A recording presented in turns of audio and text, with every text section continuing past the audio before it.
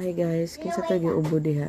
Himo ko herbal tea made of kalabo, lemon, ginger, and sibuyas dahon. And honey or sugar. And then kabukalan na siya. Mix lang.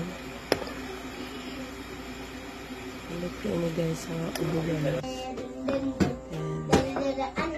After ng pabukal, transfer na po. Here is a jar.